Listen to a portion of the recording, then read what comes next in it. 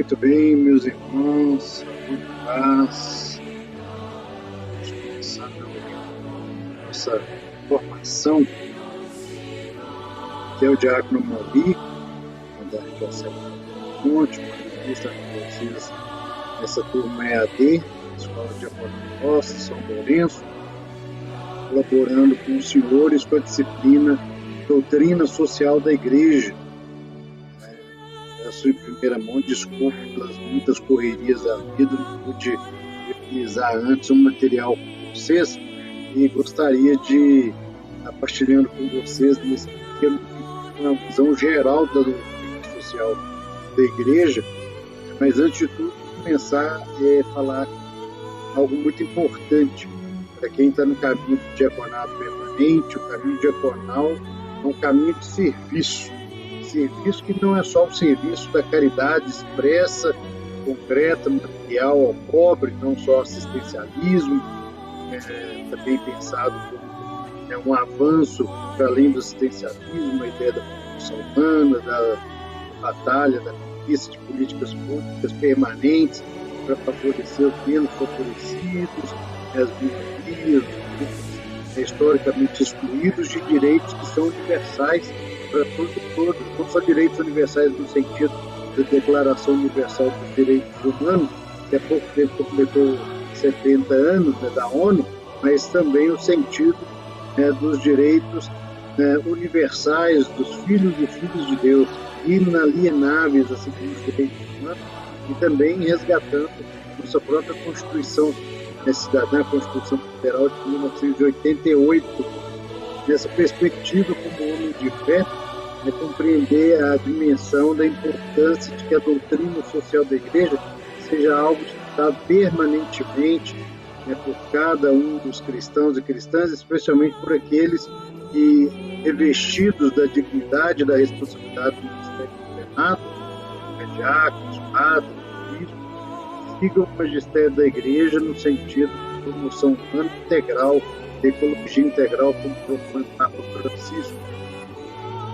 Nessa perspectiva, a importância de que cada um dos senhores reflita e coloque em prática um estudo permanente da doutrina social, que se é impensável um batizado, que se diz seguidora de Jesus, seja católico ou de outra tradição cristã, não viva concretamente a dimensão social da fé, é mais impensável ainda para um diácono não viver a dimensão social da fé, dimensão que não seja limitada a situações emergenciais e assistencialistas, mas que seja um diaconato, um serviço da caridade, que toque nas realidades e que ajude a promover realidades novas, realidades mais constantes de dignidade plena para todos e todas, especialmente os mais indefesos, os inocentes, os marginalizados. Nessa perspectiva, eu queria motivá-los a não só se prender a esse curso, que é um curso rápido, a ideia é apresentar superficialmente para vocês, e deixar que a fuga atrás do desejo de quero mais, do meu estilo de quero mais, para estudar e aprofundar. Existem vários cursos da Igreja que vão dos níveis mais básicos até os níveis de doutorado nas faculdades. Eu mesmo estou tendo a graça, com a ajuda da nossa Igreja, da nossa Arquidiocese de Monte, do Secretariado Episcopal para Ação Social, Política e Ambiental da nossa Arquidiocese de Caspan, a fazer uma pós-graduação chamada Pós-Graduação e Especialização em Dimensão Social da Fé, um aprofundamento sobre toda a riqueza dessa dimensão social da fé, que transborda a doutrina social da Igreja, toca o Evangelho, toca a tradição da Igreja desde o tempo da patrística, passando por escolástica, Idade Média, chegando aos tempos modernos e apontando para o futuro. Essa pós ela é promovida de forma online pela CNBB, através da Universidade Católica de Pernambuco, a Unicap, parceria então da CNBB, da Unicap, da Rede Brasileira de Justiça e Paz, da Comissão de Justiça e Paz do Brasil, da CNBB, e ao CEFEP, Centro de Formação em Fé e Política Dr. Luciano Mendes, também instituição ligada à nossa CNBB, Conferência Nacional dos Bispos do Brasil. Todos os sons para a gente poder aprofundar já dentro desse rico material que nós vamos usar. Não é um material meu, certo? É um material do professor Robson Ribeiro, tá, de Juiz de Fora, trabalha na Universidade Federal, trabalha, né, no Centro, né, Teológico Franciscano de Petrópolis, é um teólogo leigo, casado, pai, muito engajado também, um material muito rico, que foi apresentado, né, na Assembleia da Comissão de Justiça e Paz e Integridade da Criação dos Missionários do Sagrado Coração. Os Missionários do Sagrado Coração são a congregação responsável pela paróquia onde eu ajudo, aqui no bairro Ribeiro de Abril, na região nordeste de Belo Horizonte, São Domingos de Gusmão. E na ação social da paróquia também participo da CJPIC.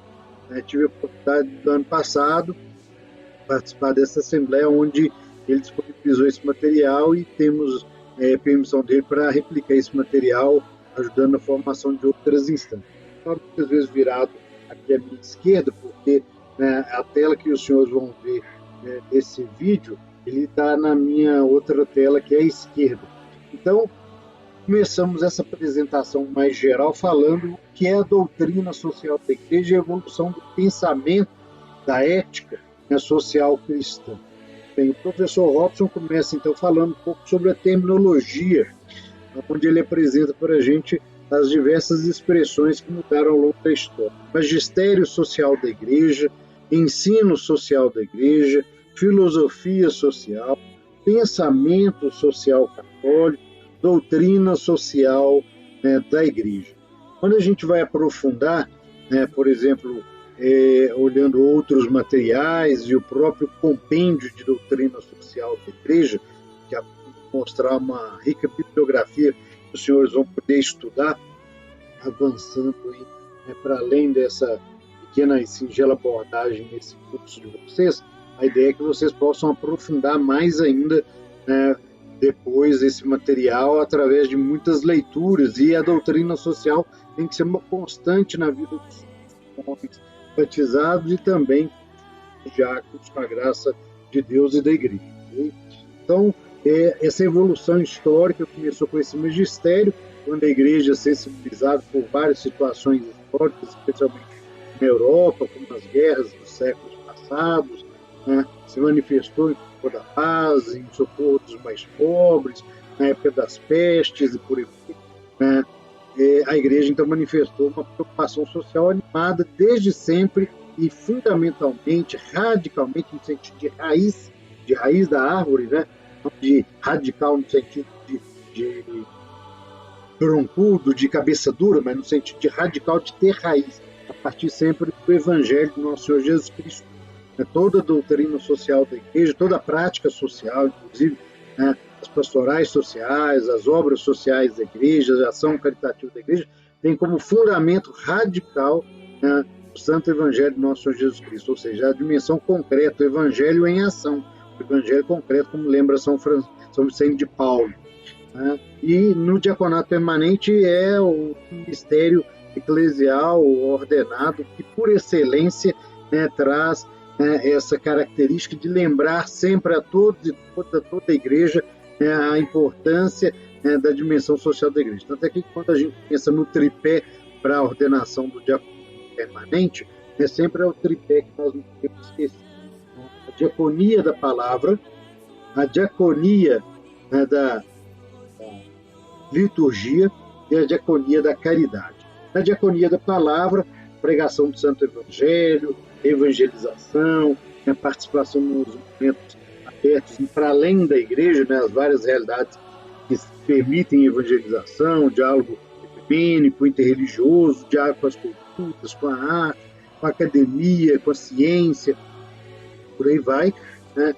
Depois, a diaconia da própria ação da Igreja na liturgia, então os espaços onde o diácono, né, ajuda, né, subsidiariamente na liturgia ao padre, ao bispo, né, e o diácono presidindo a palavra de Deus, presidindo o santo batismo, assistindo em nome da Igreja, né, o santo matrimônio, presidindo, as exéquias e outros sacramentais, compõem a diaconia da liturgia.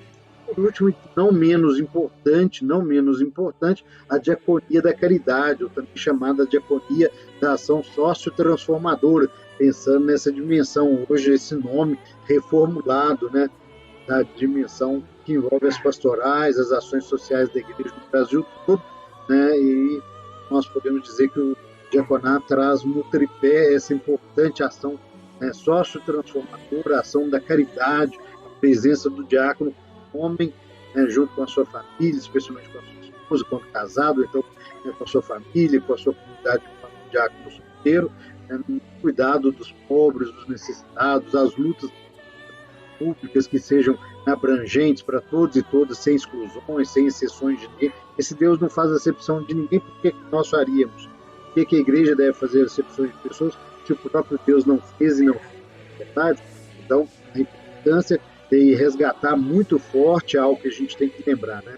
Nas vésperas da minha ordenação, muito antes, na verdade, né, ainda durante a escola diaconal, um grande amigo meu, né, meu orientador nessa especialização, o diácono Adilson Nascimento, aqui da nossa arquidiocese, falava para mim, para os companheiros da escola diaconal, o seguinte: eu gostaria que um dia vocês, tendo a graça de Deus da igreja, seriam ordenados diáconos, eu encontro vocês mais uma barra da túnica de vocês suja do que a barriga da túnica de vocês suja. A barriga significa que nós estaremos presos tão somente ao altar.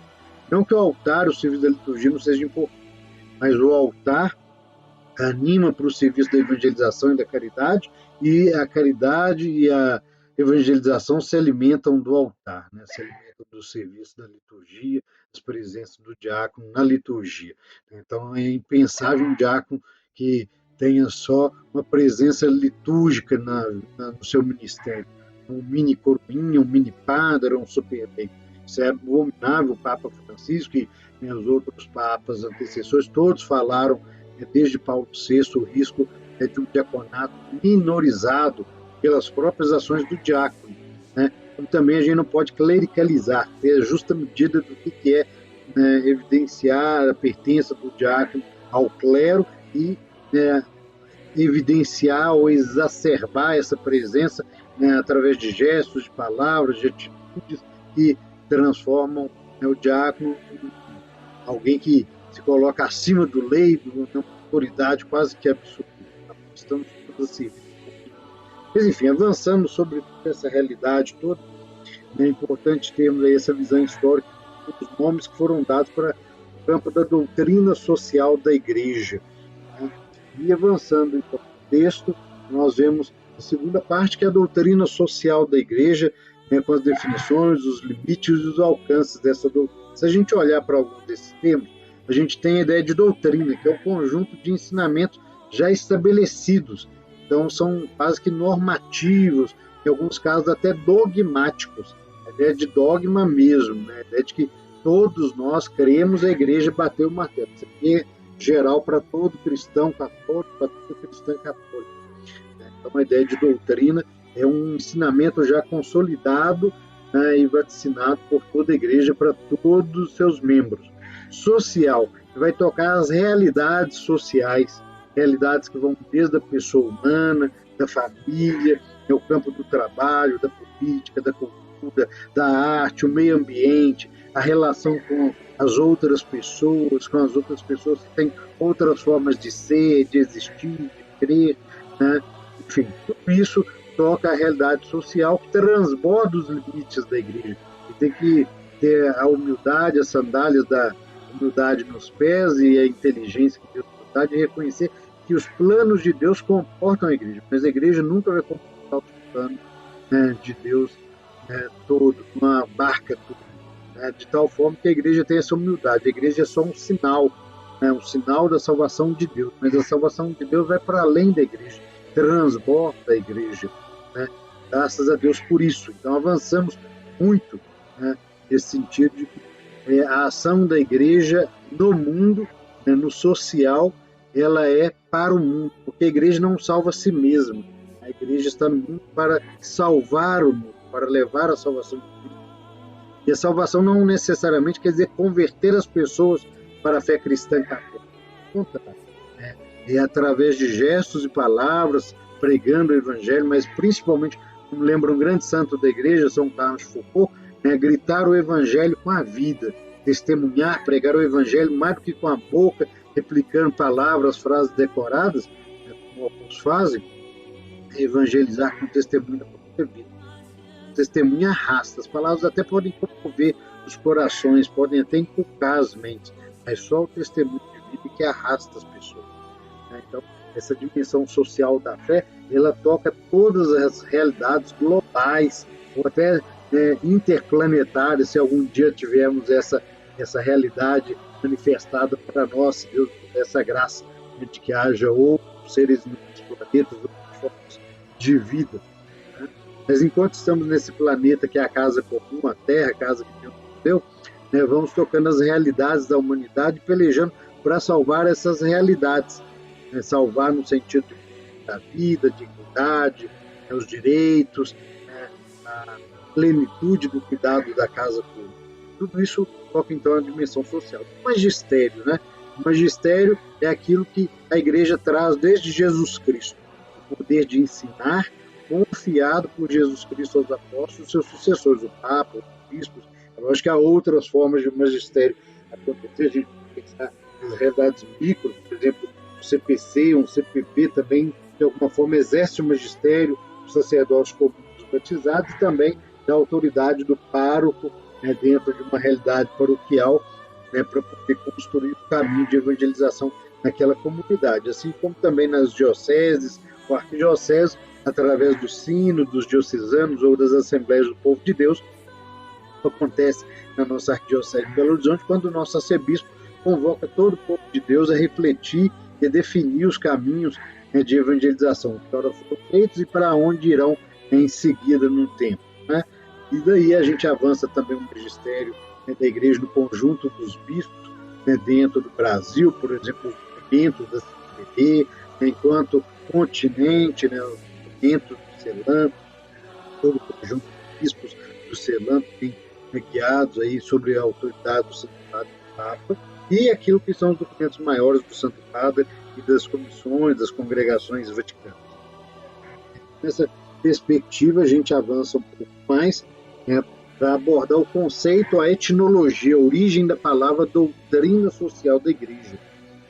E aí a gente tem o termo doutrina em sua multiplicidade, tem uma raiz filosófica, política, científica. A palavra doutrina refere-se na matriz religiosa, por exemplo, a doutrina é a partir da fé cristã, senão poderíamos ter doutrina social espírita, doutrina social budista, hindu. Com certeza tem alguma coisa, alguma orientação, alguma forma de vivência prática que também é alimentada pela disciplina, pela doutrina dessas religiões e de outras tradições cristãs. Mas a nossa compreendemos como doutrina a partir da fé cristã, a partir da pessoa de Cristo, da sua prática, dos seus ensinamentos e do seu evangelho, que resulta para nós a compreensão das primeiras comunidades de como quem é Jesus, quem viveu Jesus, porque mais do que a fé em Jesus, nós temos que recuperar sempre e termos a fé de Jesus. Isso é fundamental compreendermos para vivermos melhor o nosso cristianismo, inclusive a dimensão social da fé. Uma fé somente em Jesus corre o risco de ser uma fé capenga, uma fé alienada ou alienante e alienadora. É urgente que a gente equilibre a fé em Jesus e a fé de Jesus. O que Jesus acreditava, o que ele pregava, o que ele ensinava. E a partir daí, desse reino de Deus, um reino de misericórdia, de bondade, de acolher a todos, a gente então faz o caminho, homens e mulheres da fé, e nós, enquanto aqui estudantes do caminho diaconal, vivendo então essa reflexão sobre o que a igreja nos dá como ensinamento para a vivência cristã. E aí o termo social vem dessa realidade que envolve o ser humano dentro do conjunto da sociedade. E nenhum de nós é uma ilha. Já ensinavam outros homens sábios no decorrer da história que homem algum é uma ilha. Somos todos interdependentes, graças a Deus. Como diz o sínodo da Amazônia e o documento da querida Amazônia, na encíclica carta pós-sinodal, tudo está interligado, tudo está interligado, todos somos interdependentes, precisamos uns dos outros, e é na unidade da diversidade que somos melhores, que somos mais viáveis de sermos santos e santos. Sozinho ninguém é santo, sozinho ninguém vive, sozinho ninguém chega a Deus. Então, nessa perspectiva da dimensão social, está radicado nessa palavra do latim socialis ou socios, indica sócio, companheiro, associado, demonstra um caráter da relação humana. O ser humano é um ser relacional, assim como o ser cristão também. Não existe cristão sem igreja, sem comunidade, sem estar com seus irmãos e irmãs de fé. O social, então, é marcado por essa presença em outras dimensões, porque não é só um ajuntamento de pessoas, mas o ajuntamento de pessoas precisam que interagem com a dimensão política, não só política partidária, política é tudo, vai lembrar um texto de Pedro Casaldaglia, tudo é político, desde quando você está negociando com a sua esposa em casa, o que vai ser comprado da compra do peso, o que é mais urgente, se vai fazer uma dívida ou não, você está fazendo política. Quando vocês estão negociando na comunidade a mudança do horário de uma celebração, para receber mais pessoas, para ficar mais viável para os idosos, não sei o que e tal, vocês estão fazendo política. Quando vocês estão na luta do bairro, lutando por no asfaltamento de uma rua, por atendimento médico no posto de saúde, vocês estão fazendo política. Quando nós estamos fazendo um caminho de reflexão da fé e testemunhando por palavras e por obras a nossa fé, até para sermos homologados, avaliados pela igreja, se temos ou não vocação para o diaconato permanente, também uma ação política. A própria fé de Jesus Cristo é uma fé política. Jesus creia e nos ensina a crer no reino de Deus, que é um reino para todos e todos, a começar dos pobres, dos pequenos. Deus faz uma opção política. Deus se manifesta em primeiro lugar aos pobres, aos pequeninos, aos excluídos, aos pecadores, aos sofredores. Então, dentro dessa perspectiva que envolve essa realidade que toca a economia não só como a economia grande dos bancos, dos ricos, dos pobres, mas a economia pequena de casa, a economia do dia a dia, das relações entre as pessoas do bairro, assim como outras realidades que a gente pode pensar. A economia, a própria realidade da economia da salvação, que é um conceito teológico que a gente vai aprofundar em algum momento, se o senhor já não aprofundaram aí na escola diaconal. A questão traz um forte viés ético, de ethos, de forma de ser no mundo, de estar presente no mundo. A ética transborda a moral, porque a moral evolui com o tempo, evolui de época para época, de grupo social para grupo social. A moral católica hoje não era moral católica de 50 anos atrás e com certeza não será a moral católica daqui a uns 100 anos, por exemplo. Mas a ética cristã, ela é a raiz, ela é a base para essa moral que evolui com o tempo, que vai se adequando aos homens e mulheres de cada época para melhor evangelizar. Mas a ética é o fio condutor, aquele cerne condutor, a coluna dorsal que não pode ser desprezada. Então, essa realidade ética é muito forte. O social, então, está voltado para o institucional também. O termo, então, da igreja se expressa que essa reflexão faz parte de uma instituição, ou seja, a igreja, enquanto instituição no mundo, a igreja não é só uma realidade espiritual, mas é uma realidade humana, presente, concreta no mundo, que interage com as pessoas, com as instituições, com os governos, que está aí evoluindo no tempo da história, passando épocas a épocas, até quando Deus quiser, até quando Deus voltar a enviar o seu Filho Jesus para o juízo final, a igreja estará aí no mundo, pelejando para fazer aquilo que Cristo pediu. Ide a todos os povos, evangelizai-os, batizai-os em nome do Pai, do Filho e do Espírito Santo, anunciando aí as coisas que Cristo nos mandou. Nessa perspectiva, então, a igreja, agindo no mundo, ela está a serviço do mundo para tocar as realidades do mundo. E aí um esqueminha para a gente aprofundar.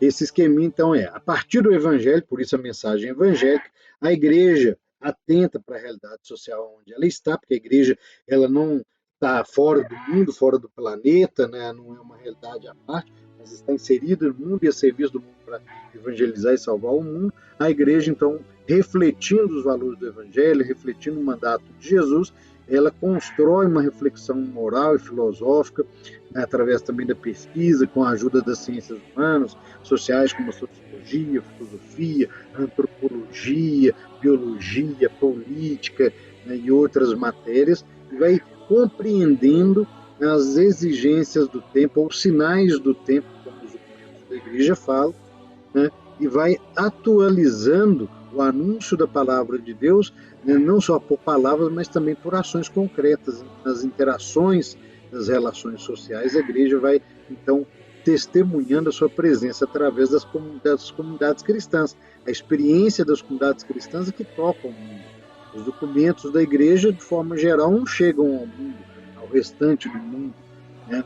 As pessoas não cristãs, não católicas, não necessariamente se interessam pelos documentos da igreja e nem devem, né, deveriam, né, porque tem outras urgências, outras demandas, mas nós cristãos católicos deveríamos sim sempre, desde pequenininhos até os mais velhos, estarmos sempre antenados com os documentos da igreja, os magistérios, como que a igreja vai atualizando a mensagem evangélica e propondo, né, a concretude dessa mensagem a cada tempo histórico.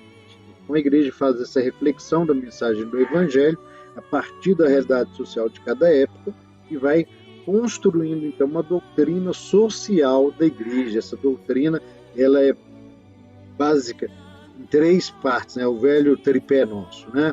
A partir de princípios norteadores, orientadores, né?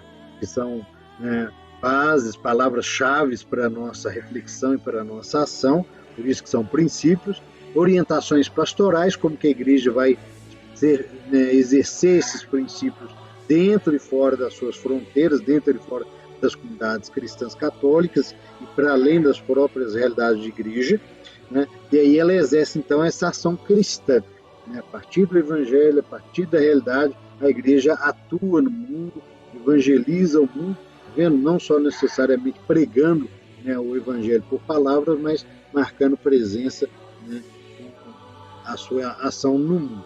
As fontes da doutrina social, de forma geral, como eu já disse anteriormente, o fundamental é a palavra de Deus, a Sagrada Escritura, o Santo Evangelho. Então, na Bíblia, que é a palavra de Deus, especialmente no Novo Testamento, né, aqui temos o princípio da moral cristã, a ética cristã, né, atualizar, imitar o Cristo de forma atualizada, contextualizar o Cristo hoje. Porque cada batizado e nós, especialmente homens, chamados para o diaconato permanente, somos convidados a atualizar o próprio Cristo hoje através de nós.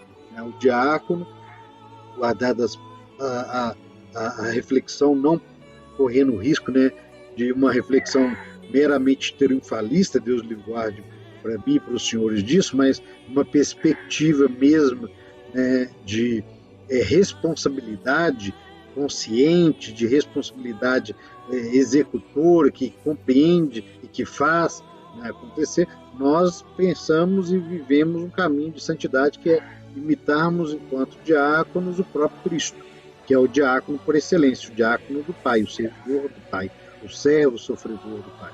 Cada diácono, né, vivendo a sua diaconia com a sua família, especialmente com a sua esposa, ou os diáconos solteiros, vão na peleja da santidade, uma vez ordenados, né, chamados pela igreja, por Deus, para esse serviço específico na igreja de forma permanente, assumindo a ordenação, vão viver então, né, a imitação de Cristo, né, no serviço e vivendo então isso. O diaconato é muito mais do que, né, a perspectiva meramente, como eu disse no início desse vídeo, né, de liturgia ou de evangelização, mas de serviço, não meramente um serviço assistencialista, um serviço só dos pobres, mas todo o serviço que a humanidade pedir à igreja, demandar da igreja, o que a igreja demandar de nós, né, e nos confiar. Então, a primeira fonte, né, para a doutrina social da igreja é a Sagrada Escritura, em seguida os ensinamentos dos padres da igreja, chamado tempo da patrística. Então, né, o que é a patrística? São os escritores cristãos reconhecidos, né, dos primeiros, segundo ao sexto século, alguns autores vão dizer até o 8º ou até o 10º século, né, os escritores, os grandes padres, bispos, também muitos leigos, mas também as mulheres, né, muitas santas leigas, muitas santas religiosas que escreveram, refletiram e viveram também na prática, né, a vivência do Evangelho, inclusive na dimensão social da fé, e que ajudaram a construir, né, essa atualização do Evangelho no decorrer do primeiro milênio, de ficou conhecido como patrística.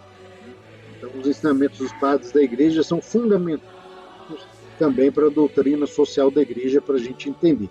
Se os senhores não tiveram oportunidade ainda, quando estudarem história da Igreja, vão ter oportunidade de conhecer a riqueza que é o tempo da patrística.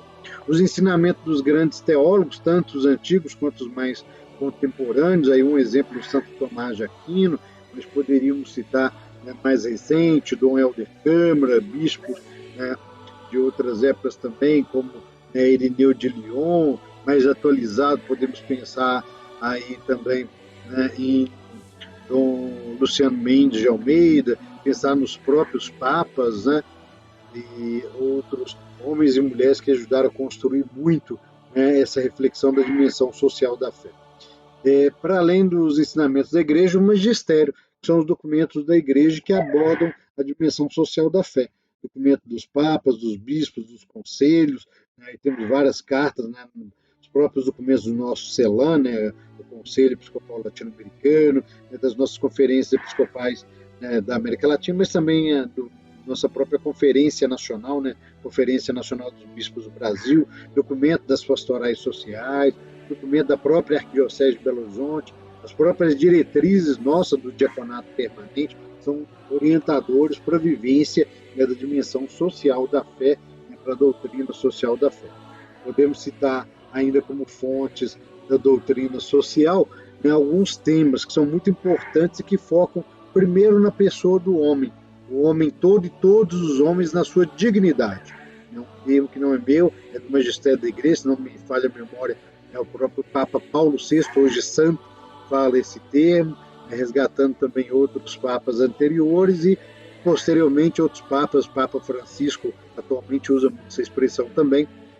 O cuidado da vida é para todo homem e todos os homens. O homem todo e todos os homens. É o tema mais caro para a doutrina social da fé da Igreja, é essa realidade da dignidade da pessoa, de todas as pessoas. Cada um desses temas, então, é uma aplicação do conceito que a Igreja tem sobre o homem, do Apocalipse, finalmente do mistério da encarnação. Porque se a gente não vive uma fé encarnada, uma fé que toca a realidade humana, a realidade social do nosso tempo, a gente corre o risco de cair em heresia. A heresia que negava, lá nos primeiros séculos, a dimensão, a realidade de Jesus divino, mas também humano. Se a gente olha somente para Jesus glorioso e nega ou esquece que Jesus se tornou homem para nos salvar, quanto homem assumiu a nossa humanidade, a nossa carne, verbo, fez carne, e por meio de nós, por isso que é encarnação, a gente nunca vai entender a redenção. Que o próprio Deus fez um de nós para nos redimir, para nos salvar do pecado, para nos salvar da morte eterna.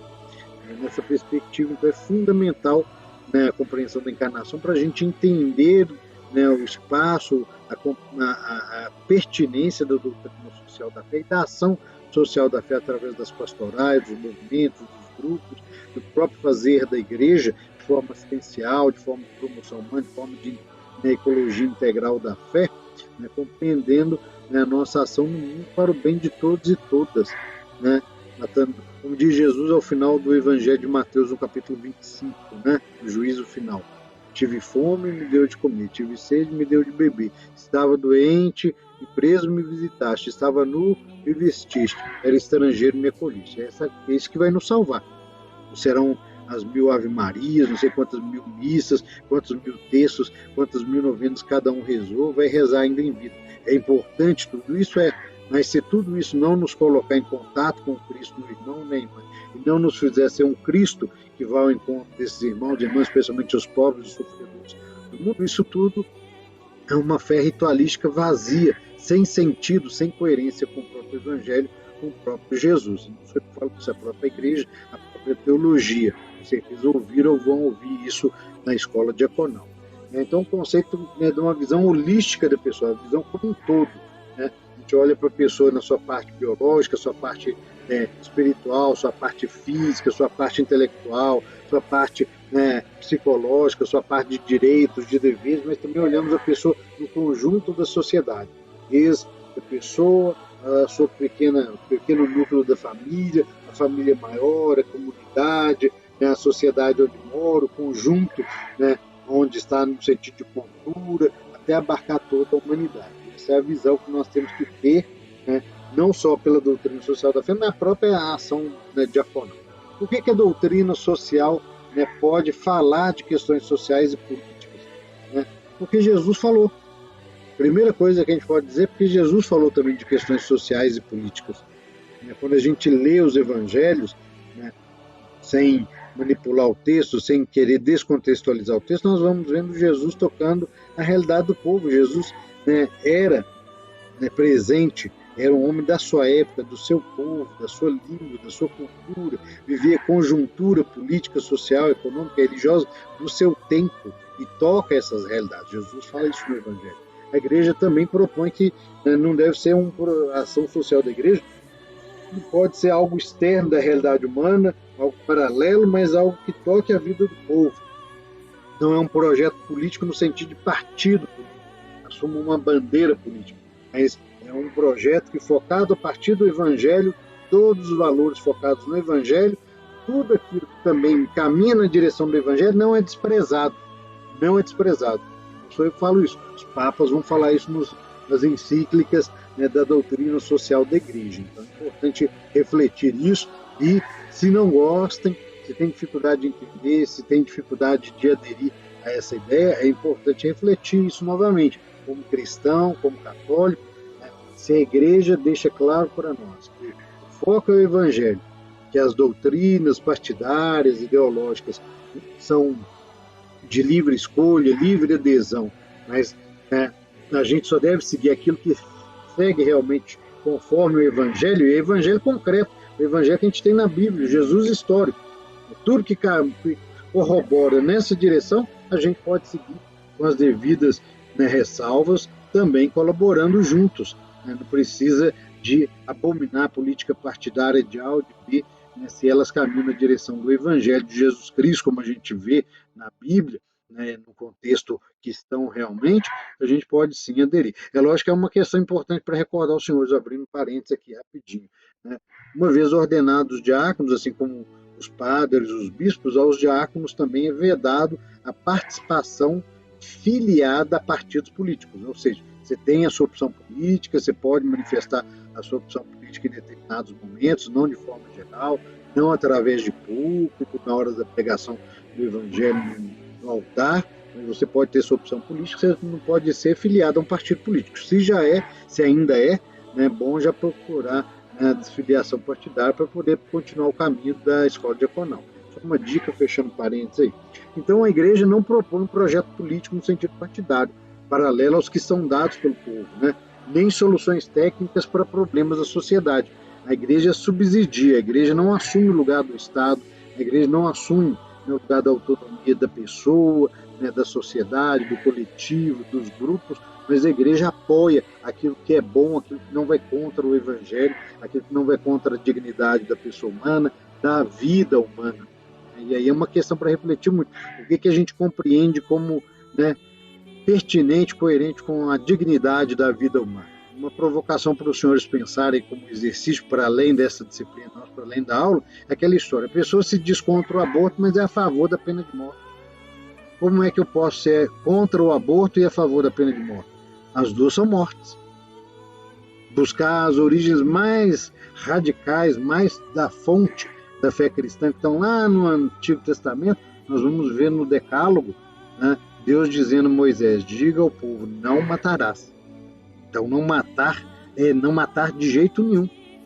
Não mata não para o aborto, não mata, né, também pela pena de morte, não mata deixando morrer de fome, não mata negligenciando direitos, políticas públicas, não mata, né, criminalizando aquele que faz alguma coisa que para nós é visto como pecado, como erro, se ele ou ela não tem condição de entender que aquilo ali, né, é um erro e que a gente deveria dar condições para que fosse feita de forma diferente.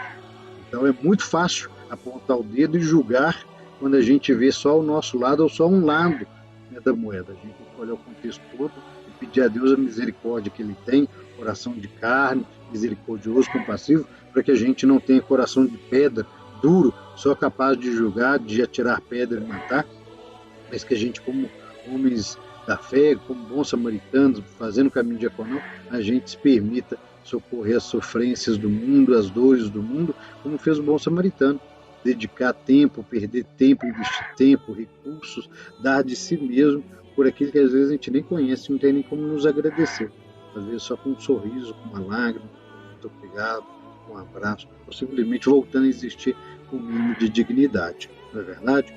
Então, o econômico, o social e o político fazem parte da missão da igreja, no que se refere à moral e ao espiritual, né?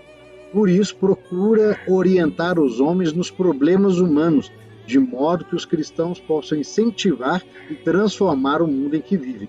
Percebe? A igreja, enquanto instituição, ela não dá receitas prontas, até porque a igreja é já uma instituição bimilenar, tá? Já no seu terceiro milênio, né, a serviço de Deus, servindo ao mundo com a evangelização, com a presença de amor, de caridade, tudo.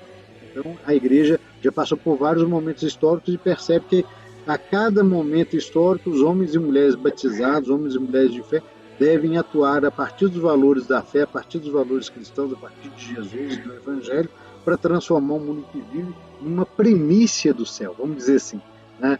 Aquele céu de bondade, de tudo de bom, de tudo que você pensar de mais magnífico, de mais fraterno, de mais misericordioso, de plena bondade, de alegria, de felicidade geral, a gente já pode começar a experimentar pequenas primícias a partir de pequenos gestos de bondade, de caridade, de misericórdia, de políticas públicas, de construção de direitos, de resgate da vida, de resgate de direitos, né, de emancipação, de restauração de direitos, há muitos, inclusive, direitos feridos há séculos, né, para irmãos e irmãs. A gente faz isso já na perspectiva lá do futuro, né? A gente poderia falar assim, é uma visão utópica, mas é uma visão que vai além do utópico, né? Vai para a visão, né, que a gente fala a partir da fé escatológica. Eu começo aqui com a graça de Deus que age em mim, que habita em mim, o Espírito Santo, a força do Evangelho, que eu imito Jesus. Eu já começo aqui a construir um pedacinho do Evangelho, um pedacinho do céu, até que Jesus venha, que tudo seja sanado, tudo seja salvo, tudo seja transfigurado, conforme a vontade de Deus, para o bem de todos os homens, de toda a humanidade, de toda a criação. Isso é a nossa missão enquanto estamos aqui. Essa é a nossa missão enquanto diáconos também, né? Então a gente, nessa perspectiva, não podemos, né, nos negar a participar da construção de um mundo melhor a partir dos valores do Evangelho, passa a pegar essa parte, que muitas vezes, né, estão em outras instâncias, inclusive fora da igreja, mas aonde a igreja deve estar levando a força do Evangelho. Essa musiquinha da própria apresentação. A música que a gente continua ouvindo aí, né, ela chama Dove a Carità, né, de Marco Fressina, um padre, né, do Vaticano, né, um grande músico, né? A doutrina social, ela consta de 3 elementos básicos, meus irmãos, 3 elementos básicos, né? O primeiro elemento, princípios de reflexão. Esses princípios de reflexão, eles são base, né? Igual a gente vai construir uma casa, você não começa do teto pelas paredes, você tem que levantar, fazer primeiro os alicerces, os tubulões, as fundações para sustentar os alicerces, que depois vão servir para sustentar paredes, sustentar andares, né? Então essas bases são os princípios de reflexão que vão construir, nortear a gente o que seria a proposta da vivência social a partir dos valores do Evangelho, aceitáveis para todos e todas, quer dizer, valores universais, critérios universais a partir, né, do Evangelho, né? O Evangelho não quer que todo mundo seja cristão, todo mundo adeira a Jesus Cristo, tão somente isso, né? Simplesmente pela pregação da palavra. O Evangelho quer que todas as pessoas sejam felizes, todas as pessoas tenham de comer, tenham teto, tenham trabalho, tenham dignidade, direitos respeitados, resgatados, promovidos, emancipados, né? Então, pensando nessa provocação que eu faço aos senhores, pensando também nas várias encíclicas aqui que me passam na cabeça, especialmente Fratelli Tutti e Laudato Si, nosso querido Papa Francisco, o magistério que a gente vive atualmente, e não há diácono que seja bom diácono se nega o Santo Padre, se nega a viver o magistério do Santo Padre. Francisco é um grande papa místico, um grande homem do evangelho, que traz à igreja e ao mundo inteiro uma mensagem de esperança e uma convocação para que todos nos unamos na construção do bem comum, para todos e todas. Esses valores universais são aceitáveis para todos e todos, indiferente da religião, da crença, da cor da pele, da condição social, do nascimento, né, da idade, né, da escolaridade, das condições das mais diversas, sem fazer exceção de ninguém. Outro critério, né, que a gente tem os elementos básicos da doutrina são os critérios de juízo, que permite avaliar os sistemas sociais, as estruturas sociais, as situações concretas e dizer isso aqui é coerente com o Evangelho, isso aqui não é coerente com o Evangelho. Por isso que a doutrina social da fé da igreja, a doutrina social da igreja, ela não se prende, ela não se limita a uma proposta de um partido político qualquer, seja de A ou de B, né? Mas ela vai muito além.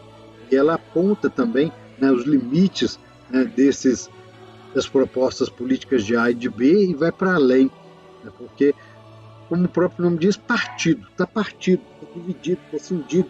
Eu olho para eles, nós e eles e nós. Né, e aí a gente acaba, né, fugindo do grande sonho de Deus, que é reconciliar.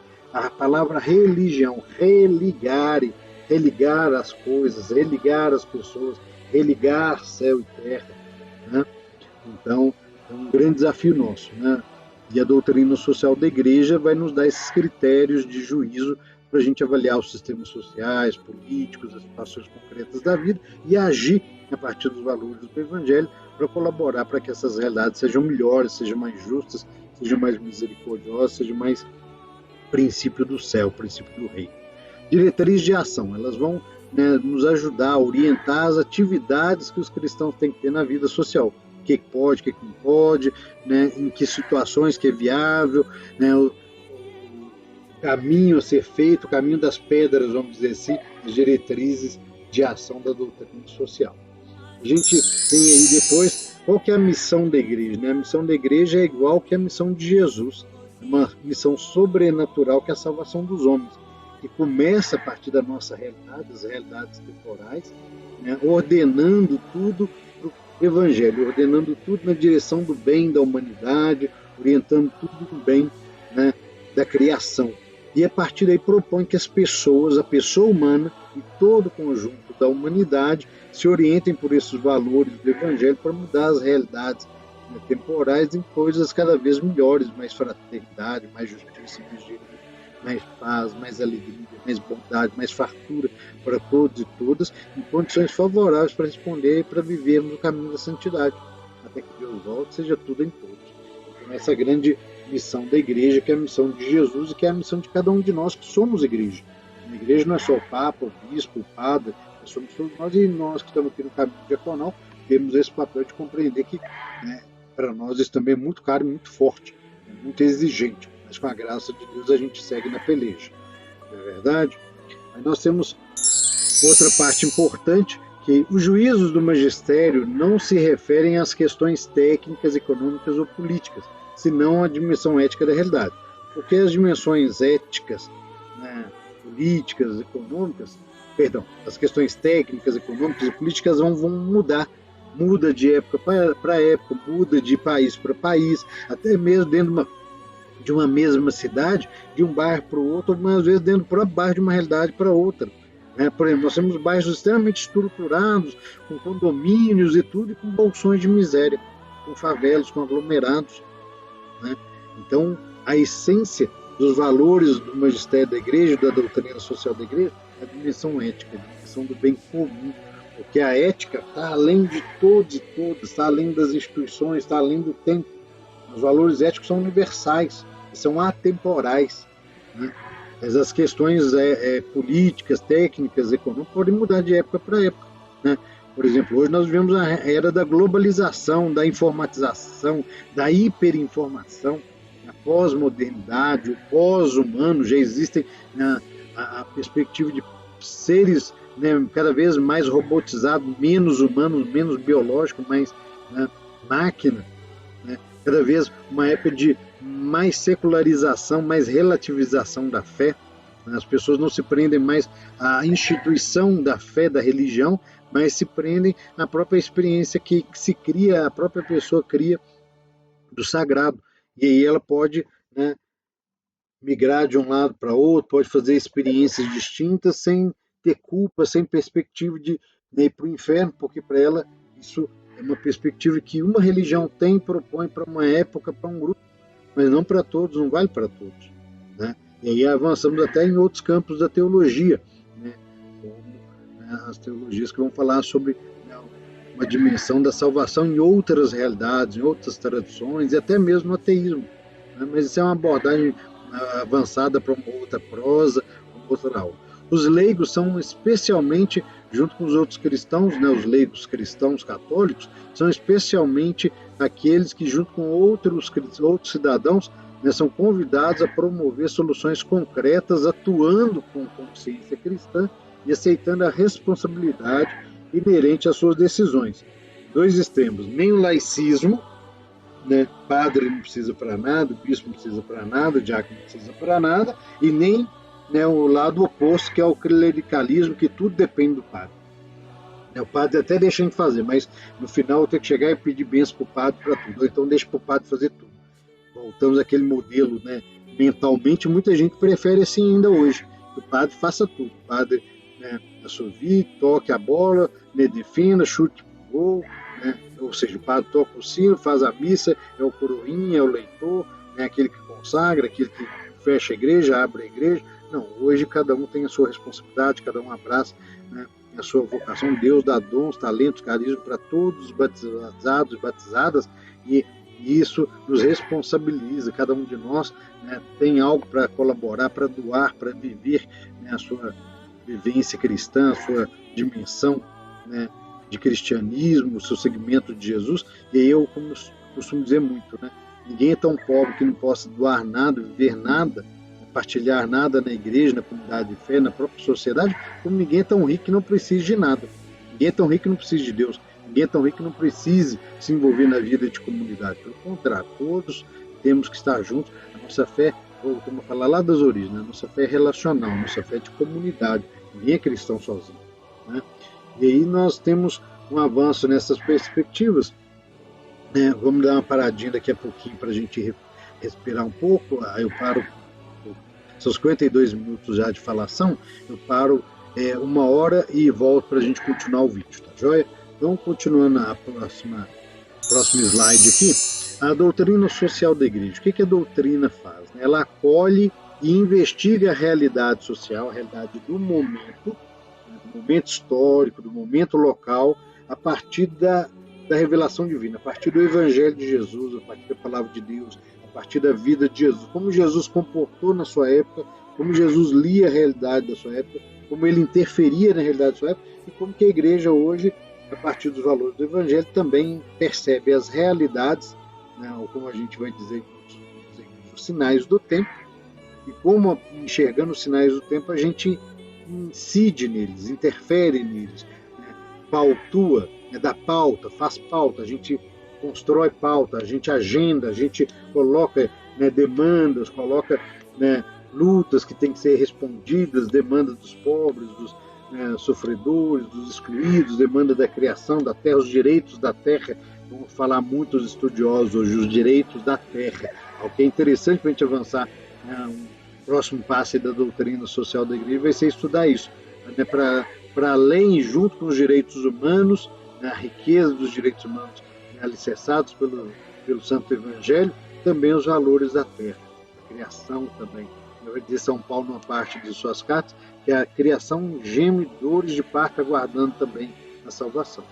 Então, a igreja investiga a realidade e, a partir dos valores do Evangelho, elabora, né, orientações guiadas aí pelo Espírito Santo, sempre ele que é o protagonista da missão, não são os homens, não são os cargos, né, mas não é a instituição, mas é o Espírito Santo que habita em nós, e no conjunto da igreja o Espírito vai iluminando a ação da igreja, iluminando a ação que começa a partir do magistério, que se manifesta a partir da ação concreta pastoral, né? Porque se é uma grande reflexão que tem que ser feita, especialmente por nós, homens que estamos no caminho diaconal, é a questão do nosso vínculo pastoral, né, e da nossa animação pastoral. O nosso vínculo é com o pastor, com o arcebispo, com o bispo que nos ordena. Estamos vinculados ao nosso pastor, ao bispo, ao arcebispo de Belo Horizonte, né, ao nosso pai espiritual, aquele que vai nos ordenar como diáconos permanentes, que chama em nome da Igreja de Deus e nos dá, né, os dons do Espírito Santo, né, para poder servir o povo de Deus como diáconos permanentes. Esse pastor, ele nos confia parte do pastorado dele como diáconos, né? E nessa perspectiva, pastorear é cuidar do rebanho, cuidar das ovelhas, cuidar das almas, como usa o termo em latim, é cura d'almas, né? O cuidador das almas, o pastor das almas, que são os padres, o bispo, e em dada proporção também do sacerdócio comum, mas do próprio sacerdócio ministerial, os diáconos permanentes. E aí nós temos uma missão muito séria de resgatar as pastorais, de promover as pastorais, especialmente as pastorais sociais. A igreja hoje está virando uma igreja muito de movimento, de grupos, né, de comunidades, novas comunidades que não têm vínculo, ou evitam ter vínculo, ou têm um mínimo vínculo institucional com as dioceses, com as paróquias, com as comunidades, né, arregimentam pessoas, arrecadam dízimos, fundos, mas não colaboram em nada na evangelização da igreja local. A nossa igreja, a fé cristã e católica apostólica romana, é uma fé comunitária, desde a comunidade até na Igreja Universal representada por Roma, pelo Vaticano, espalhada no mundo todo, é uma igreja que se baseia nos pastores, os pastores que é o bom pastor Jesus Cristo e os seus sucessores, os apóstolos e os bispos sucessores dos apóstolos, e até os padres e nós, diáconos permanentes, entramos na linha da sucessão apostólica, guardada as proporções, né? Inclusive, o diaconato permanente é um ministério de origem, né, pastoral, é um ministério que foi criado a partir de uma demanda pastoral, como a gente lê lá em Atos dos Apóstolos 6, e também é um ministério confiado historicamente pela Igreja para o serviço, o cuidado pastoral, e é um ministério instituído, bom recordar aos senhores, né, pelos apóstolos, né, que o sucessor dos apóstolos hoje na Igreja restabeleceram no Vaticano II e que nós temos a graça, né, de ter na Arquidiocese de Belo Horizonte, né, há mais de 10 anos, né, graças a Deus. Então, essa realidade que a Igreja investiga, né, e a partir dos valores do Evangelho, guiados pelo Espírito Santo, elabora uma ação concreta com a ajuda da filosofia, das ciências sociais, da teologia, para dar as contribuições para mudar o mundo num lugar melhor, de paz, de justiça, de fraternidade, de bem coletivo, né, de bem-querer, né, uma terra sem males, como diz, né, a máxima dos índios guaranis, né, uma terra sem males para todos e todas, que é esse princípio do céu aqui já na terra, não é uma ideologia.